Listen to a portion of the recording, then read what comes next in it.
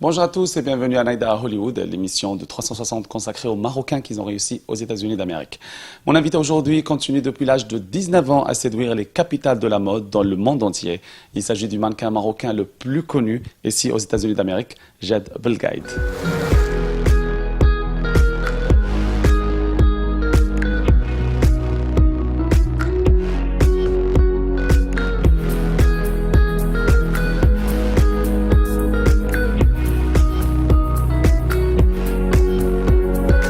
Jed, bienvenue avec nous sur 360. Merci.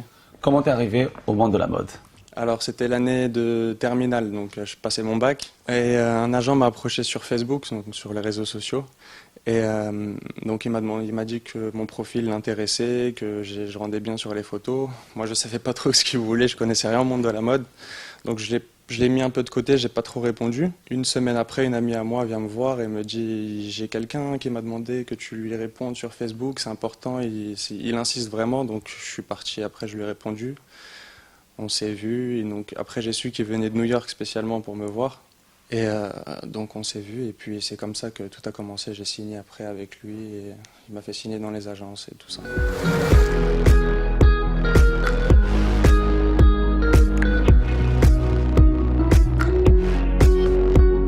À l'âge de 19 ans, tu étais le mannequin marocain le plus jeune qui a défilé pour Givenchy. Comment c'était cette expérience? Inoubliable déjà tout d'abord. Et puis, parce qu'il faut savoir que j'ai défilé pour Givenchy une semaine après avoir signé avec cet agent-là.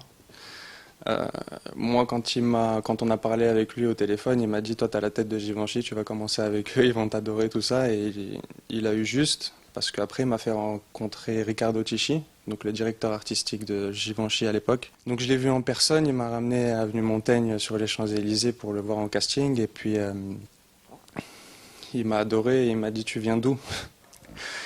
Et je lui ai dit, je suis franco-marocain, moi je ne savais pas si ça passait dans le monde de la mode, est-ce que c'est raciste un peu ou pas, donc j'ai quand même balancé que j'étais marocain, et puis s'il il accepte ou pas, tu vois.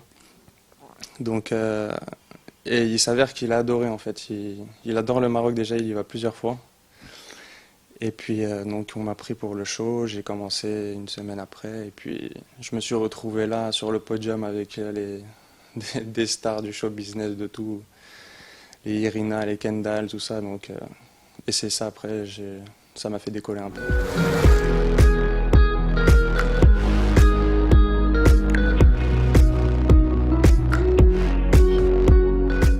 Tu as collaboré avec des marques internationales, Philippe Plein, Dolce & Gabbana, n'est-ce pas? Ouais, alors après ce qui a suivi, après Givenchy, ça a explosé, j'ai fait un peu le buzz, on va dire. Et je suis parti donc faire la Fashion Week à Milan, et c'est là, ma première saison, j'ai fait Dolce & Gabbana, Philippe Plein. Ensuite, par la suite, j'ai fait Moschino, Frankie Morello, tout ça. Ouais. J'avais l'impression vraiment d'être vraiment, tu sais, en place, de vraiment vivre le monde de la mode comme je le voyais. Et après, j'ai commencé à m'intéresser, à regarder des vidéos, et là, j'ai vu que j'y étais vraiment, et puis c'était grand, j'aime bien.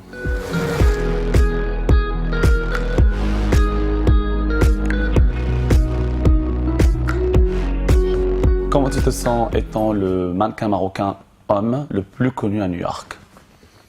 Bah, c'est une fierté déjà tout d'abord d'être considéré comme tel, et c'est un honneur surtout. Et je sais que rien n'est acquis, qu'on doit toujours redoubler d'efforts, que tout se développe, le Maroc en premier se développe, donc j'espère que bientôt on va aussi exceller dans ce domaine-là. Et j'ai aussi mon frère qui est sur mes pas aussi, qui a commencé un an après moi le mannequinat et qui se débrouille très bien pour l'instant. On a déjà fait des shootings et même des défilés ensemble, donc c'est exceptionnel.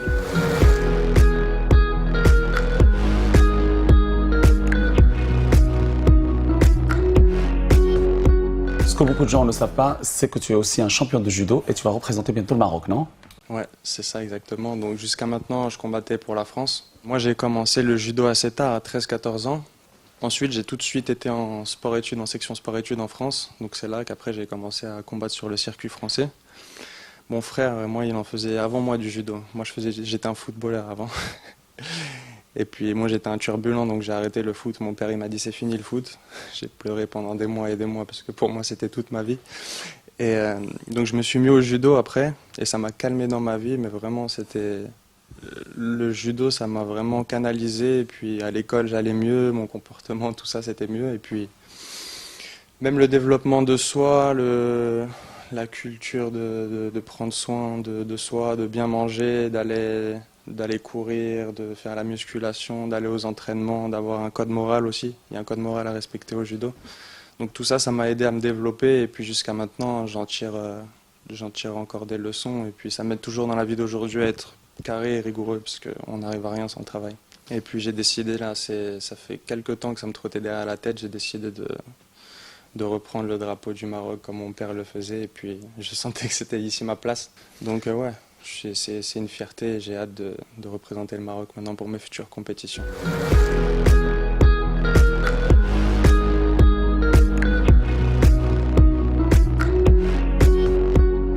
Aujourd'hui, tu as 23 ans, tu es mannequin, champion de judo et tu lances bientôt un food corner au Maroc. Est-ce que tu veux entamer une carrière dans le business? Alors pourquoi pas? Donc déjà l'idée du food corner, c'est une idée que j'ai dans la tête depuis 1 an. En fait, à la base, j'avais l'idée de faire un fast-food par exemple comme le McDonald's, mais pour les sportifs, parce qu'on sort d'une séance de sport, de la musculation, on ne sait pas où aller manger rapidement et sainement. Donc je lance ce projet à Casablanca, à Ndjeb, à côté d'une salle de sport. Donc on va voir ce que ça donne. Je vais faire des plats protéinés, des trucs healthy, des smoothies, des détox, tout ça. Tout ce que le sportif a besoin, parce que j'ai fait en parallèle aussi, j'ai fait une école de nutrition après mon bac. C'est pour ça que j'ai eu cette idée de faire le food corner aussi. Je pense que c'est le moment de le faire. Il faut pas se dire à chaque fois dans la tête qu'on est trop jeune, nanani, nanana. Il faut foncer, travailler, il faut avoir peur de rien et être ambitieux. C'est comme ça, je pense qu'on réussit. Et puis tôt, plus tôt c'est, mieux c'est.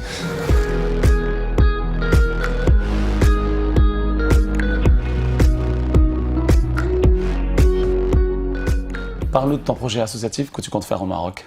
Ouais, alors ça aussi, j'y pense depuis pas mal de temps. Et je pense que je vais le faire peut-être l'année prochaine. Je compte faire un défilé caritatif pour une association pour les orphelins. Donc ça m'a tenu à cœur, donc c'est pour ça que j'aimerais faire quelque chose pour eux. Si je peux, si j'en ai l'occasion, ouais, c'est ce que j'aimerais faire.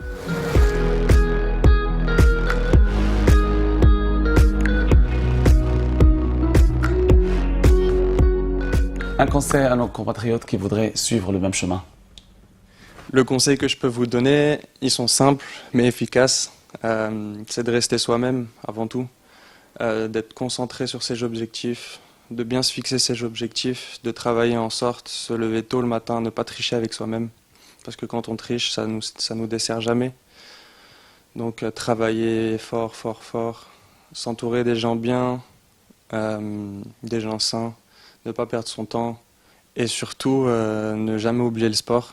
Parce que la règle numéro 1, c'est un esprit sain dans un corps sain. Jade, merci beaucoup pour toutes ces informations et je te souhaite bon courage et bonne chance dans ta carrière. Merci beaucoup. Mesdames et messieurs, merci d'avoir suivi cette émission et je vous donne rendez-vous la semaine prochaine avec un autre invité dans Naïda à Hollywood. Au revoir.